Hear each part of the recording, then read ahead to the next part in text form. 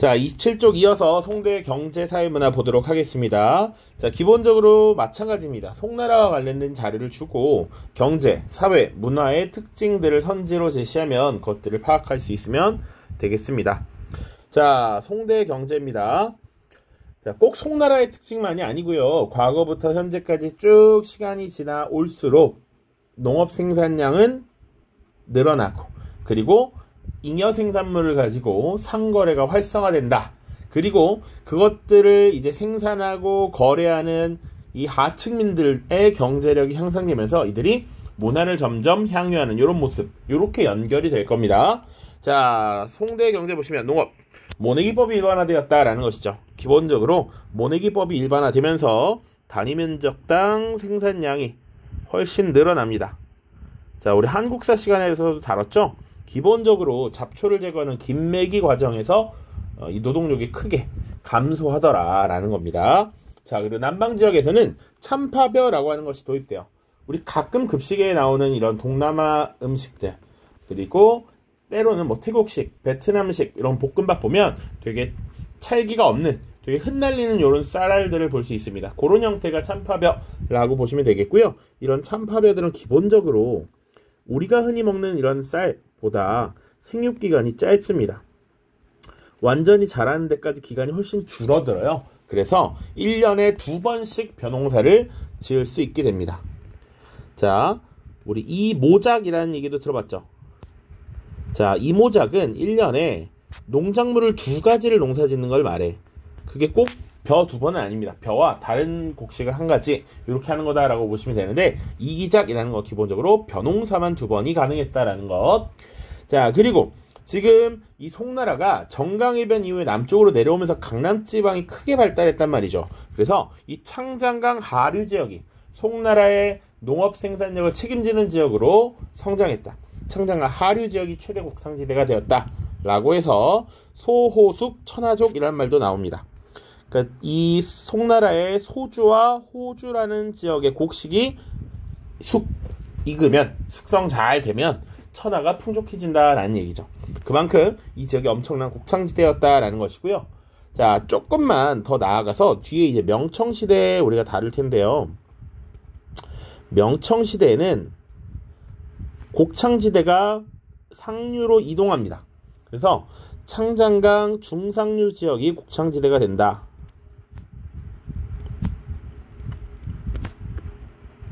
자, 요건 왜 그러느냐? 좀 단순하게 설명을 하면 창장강 하류 지역이 지금 이렇게 바닷가로 맞닿는 이런 지역일 텐데, 이런 지역에서는 무역이 좀 더 활성화됩니다. 그러니까 무역이라고 하는 건 외부 세계에 우리의 물건을 팔아서 이익을 남기는 것이죠. 그러니까 훨씬 더 비싼 물건, 농산물보다 더 비싼 이런 상품 작물이나 수공업 제품들을 만들어서 판매를 하기 시작합니다. 그래서 창장강 하류 지역은 농업지대에서 주로 상품 작물을 재배하거나 공업지대로 변모하고, 중상류 지역으로 지금 농업지대가 이동한다라고 보시면 돼요. 자, 그렇게 농업이 활성화되다 보니 자연스럽게 상업적 농업을 통해서 경제력을 축적한 일부 지주들이 등장합니다. 그래서 지주들이 대규모의 땅을 소유하고 일반 농민들에게 땅을 빌려주면서 소작을 시키는 지주 전호제가 확대된 것도 송나라 때입니다.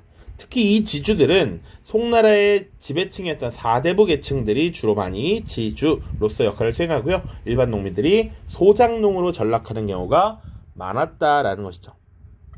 자, 그런데 이 농민들이 몰락한다는 건 국가의 기본이 흔들리는 것이었기 때문에 농민들이 이렇게 몰락하는 걸 방지하기 위해서 왕안석이라고 하는 사람이 분명 신법을 시행했다라고도 얘기했습니다. 대표적인 것이 농민들에게 낮은 이자로 돈을 빌려주는 청묘법 같은 것이 있었습니다. 청묘법. 자, 그렇게 농업이 굉장히 발전했다라는 것이고요. 농업 생산력이 늘어나면서 상업이 자연스럽게 활성화됩니다. 자, 상인들은요, 기본적으로 그들의 이익을 잘 지키고 그들의 이익을 극대화하기 위해서 상인들끼리 연합을 하고 일종의 조합을 결성합니다. 우리 게임을 하다 보면 길드라는 걸 구성하죠. 클랜 이런 걸 구성하죠. 그런 것들이 그 길드에 소속된 사람들이 더 많은 이익을 얻고 더 많은 경험치를 얻기 위해서 활동하는 것이, 상인들도 마찬가지였습니다. 그들이 구성했던 것이 행이라고 하는 것이 있습니다. 그리고 수공업자들도 그들의 이익을 지키기 위한 작이라고 하는 것을 만들었다. 자, 그런데 상인조합 행 같은 경우에는 사실은 당나라 때도 이미 만들어지고 있었고 송나라 때까지 이어진 것이라고 보시면 되는데, 송나라 때는 수공업자 조합도 등장하더라.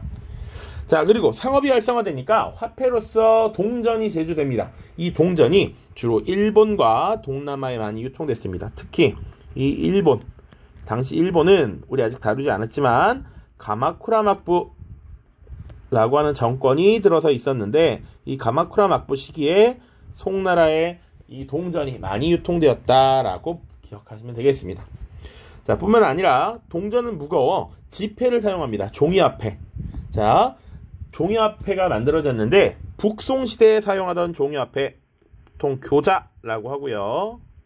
그리고 남송시대에 활용되었던 종이화폐 회자라고 하는 것이 있었습니다. 그래서 교자와 회자가 제작되었다. 이런 것들 좀 기억해 두세요. 송나라입니다.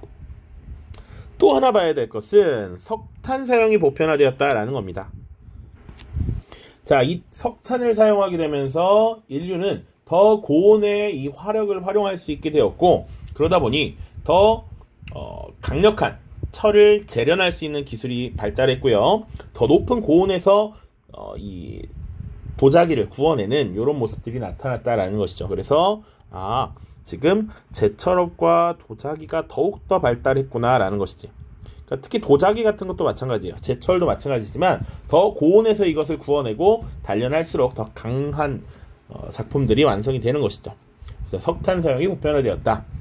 자, 그리고 상업이 활성화되면서 해상무역로가 발달합니다. 그래서 당시 항구, 바다에 맞닿아 있는 도시들, 취안저우, 항저우, 광저우 같은 항구 도시들이 발달했다라는 거.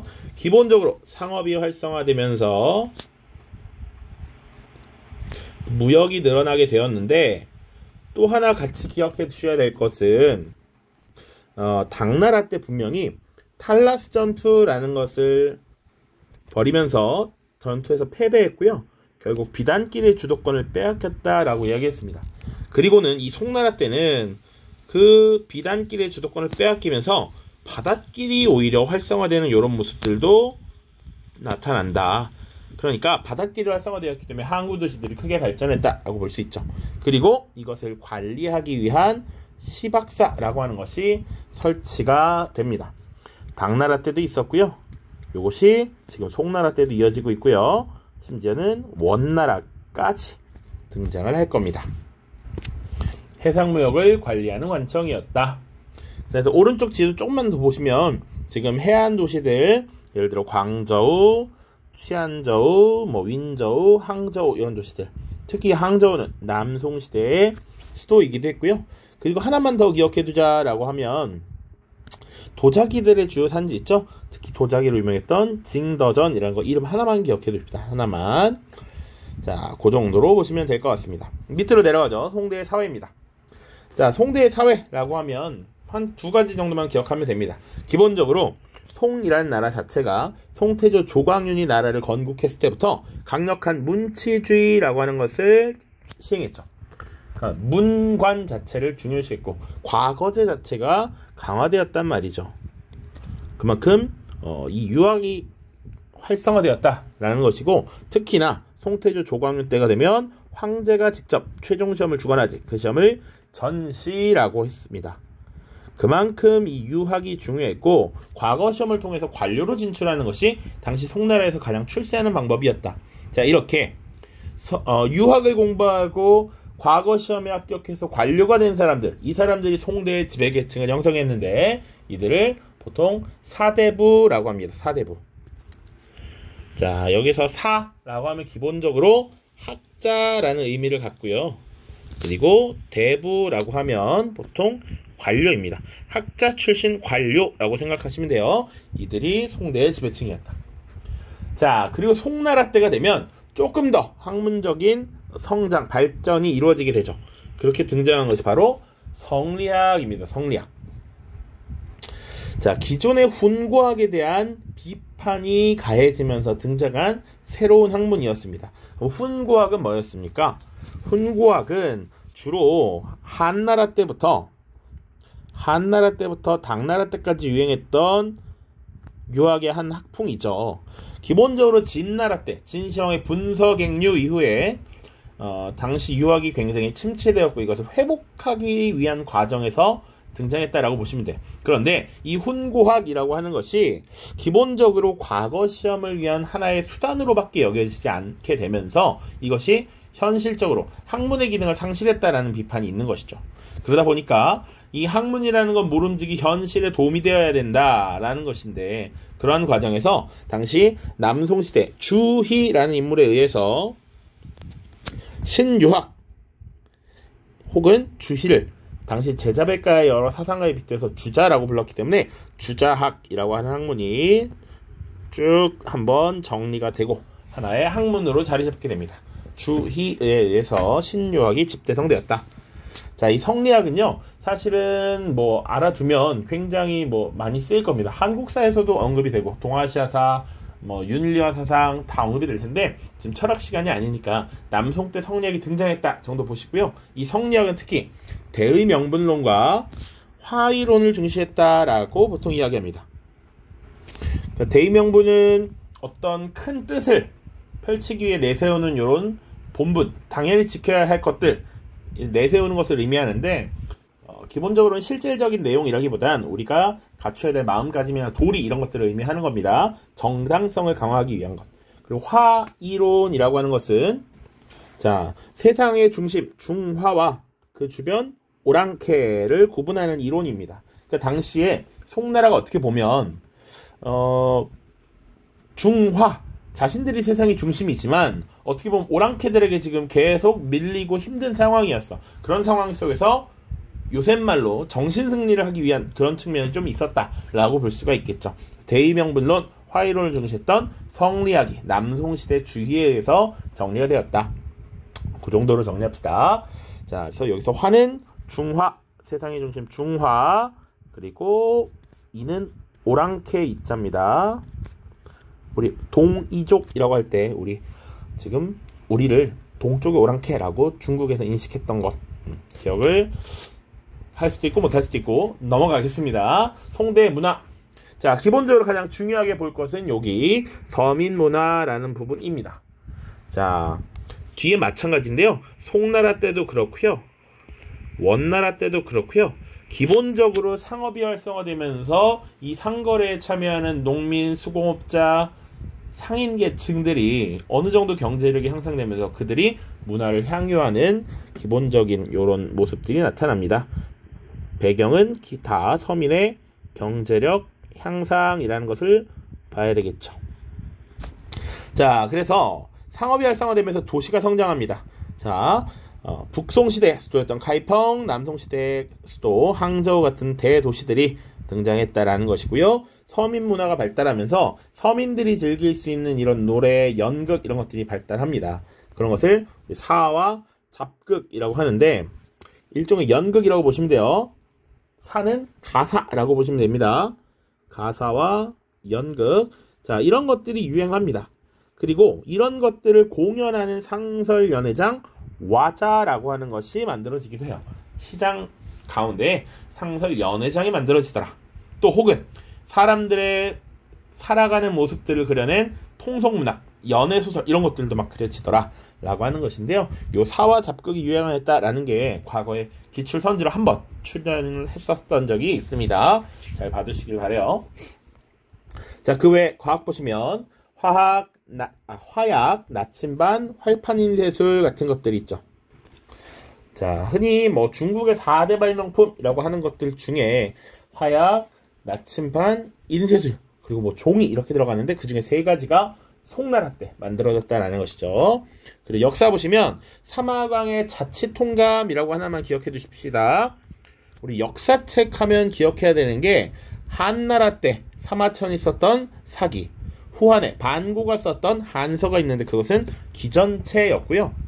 편년체라고 하는 건 말 그대로 연도 순서대로 편집했다라고 보시면 돼. 편년체 역사서술을 시초했고 당시 구법당 세력으로 알려진 사마광이 이 역사책을 썼다라는 것. 자, 미술 보시면 자, 지금 급하게 이제 청명상화도 이미지를 갖고 왔는데요. 그 당시 청명절이라고 하는 이 시기에 이 날짜에 어느 정도 행사를 하고 있는 수도 카이펑의 이 번화한 모습들을 그린 그림입니다. 청명상하도. 그래서 지금 송나라 시대를 알 수 있는 대표적인 그림이라고 보시면 되고요. 맹원로의 동경몽화록이라는 것은 일종의 책입니다. 이것도 역시 수도 카이펑의 모습들이나 풍속들이나 이런 걸 정리한 책인데 그 안에 다양한 그림들이 그려져 있었다라고 전해집니다. 그래서 지금 송나라 때 경제, 사회, 문화 살펴봤습니다. 그래서 일반적인 특징들 잘 기억해 주시고 다음 시간에 이제 원나라, 몽골 제국 살펴보도록 하겠습니다. 자, 고생 많았습니다. 안녕.